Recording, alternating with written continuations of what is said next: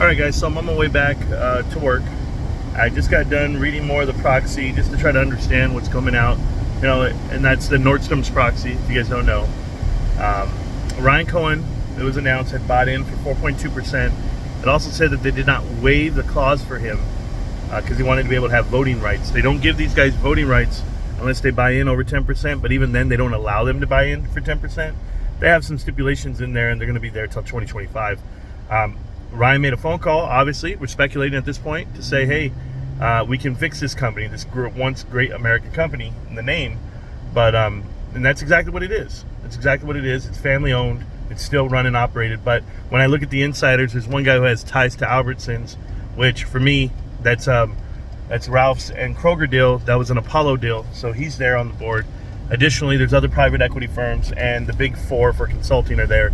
So, I mean, usually you need some big ties if you want to run a billion-dollar industry and corporation, but Ryan's obviously trying to help out. He sees something, he sees a spot of weakness that he can attack for, I would say, assuming he wants to battle Amazon.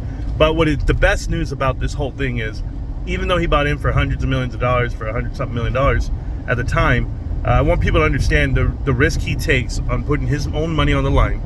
It shows you the merit that's driven through him, within him. And in addition to that, it has nothing to do with Bed Bath & Beyond. That's the best part. For people to say Ryan Cohen or people to say GameStop, they're ridiculous. GameStop, first off, to make those announcements and or decisions, it would cripple what they are doing. So no one would ever, like I told you. The only people that are buying into Bed Bath & Beyond right now are the distressed credit investors that are loaning it money. When you loan out the debt, that's going to be paid back first. That's the corporate structure of it. So to service that debt, how do you do that? Well, you file for bankruptcy and or you go ahead and take more debt on to pay off the other debt. It's like borrowing money on a credit card to pay off another credit card. And in this case, anyone's willing to lend money to a company that retail investors keep buying the stock.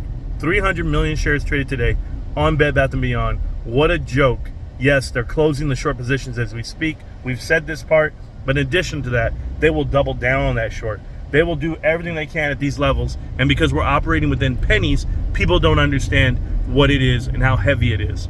Large orders and huge dollar amounts. It does not matter about the share price. It does not matter about per share. That's a small way of thinking. That's your way of thinking. That's retail way of thinking. And unfortunately, they've trapped you guys into this psyche, and you're in a cycle now. Whether it be from AMC, HYMC, and now over to Bed Bath & Beyond, they're basically calling you dumb money because you guys haven't figured out what it is. And I've tried to help, and I'm going to keep trying to help, but until you watch all the videos, until you guys understand the underlying reason why this company is going under and what they're allowed to do, you'll never understand. Hey, Bed Bath & Beyond investment is not the investment you think it is. It's not going to make you back money.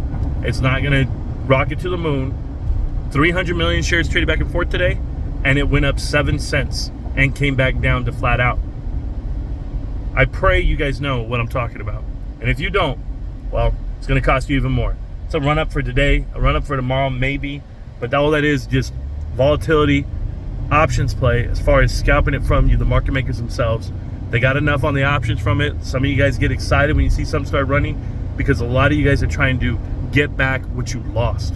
And as you keep playing that game, understand you're going to lose back. You're going to lose even more. And no one's going to make this video. No one's going to be able to sit here and tell you, hey, that's not a good investment to make, because they equate that to financial advice, or they equate that to, well, what if the stock does blow up and you missed out on something? Now it's your fault, Marantz, they missed out. No, I'll just keep educating people and you keep making your choice decisions. And guess what? When you lose it all, don't come blame me. That's all it is. But when you save some money or you don't lose as much, well, hell, give somebody some credit sometimes. You would have made so much money off of the fact that you didn't put any in if you would have listened to me the first time. Peace. Keep it going.